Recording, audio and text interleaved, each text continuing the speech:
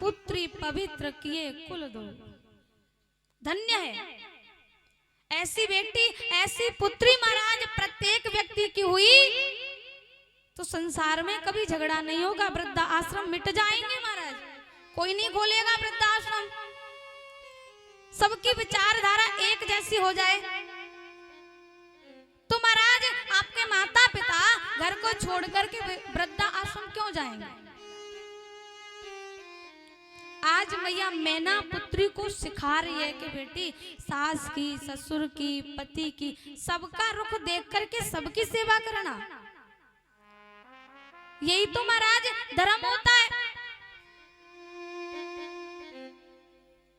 आप अपनी बेटियों के विवाह में दहेज ना दीजिए, कोई बात नहीं है, दहेज की जगह पर संस्कार ऐसे दीजिए कि ससुराल में जाकर के सब लोग कहें कि वास्तव में बहू आई है।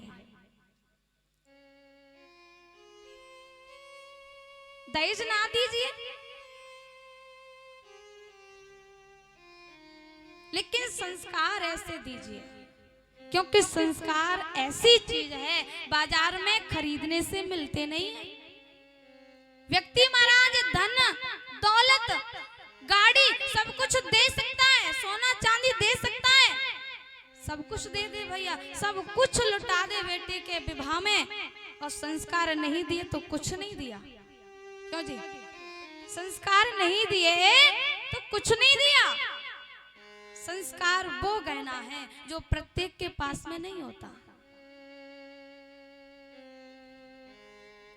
आप अपनी बेटियों को पढ़ाओ लिखाओ, लेकिन पढ़ाई लिखाई के साथ में संस्कार भी अवश्य देना, बेटियों को, बेटाओं को।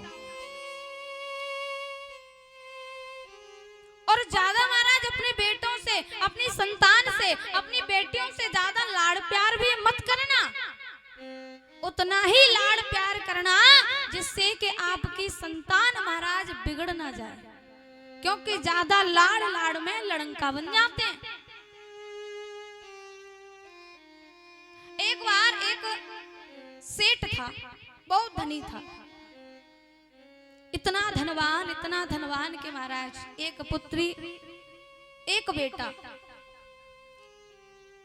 इतना बड़ा धनवान सेठ और उस पर केवल एक बेटा एक बेटी, लेकिन बेटी से सेठ को ज्यादा लगाव था। बेटी से सेठ का इतना लगाव,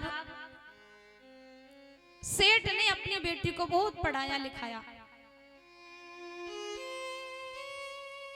अब क्या हुआ, सेठ जी की बेटी बड़ी हुई महाराज, पढ़ाया लिखाया, यदि कोई कुछ बोलता तो सेठ की बेटी महाराज उल्टा दो चार उसको सुना देते। सेठ जी की पुत्री ने सुनना नहीं सीखा, सुनाना सीख लिया, केवल सुनाना सीख लिया महाराज। और जिसने अपने मायके में सुनना नहीं सीखा तो उसको ससुराल में भी सहना नहीं आएगा।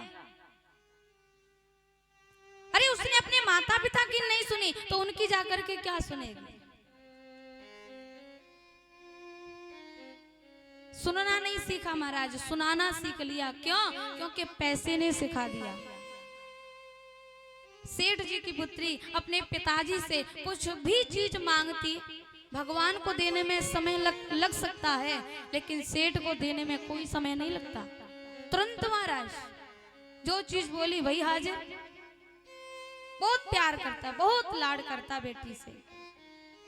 बेटी ने मायके में महाराज कभी कुछ काम धाम नहीं किया। विवाह हुआ, विवाह होकर के ससुराल पहुंची। अब जैसे ही विवाह होकर के ससुराल पहुंची महाराज, प्रत्येक सास की इच्छा होती है कि मेरी बहू आएगी, सेवा करेगी,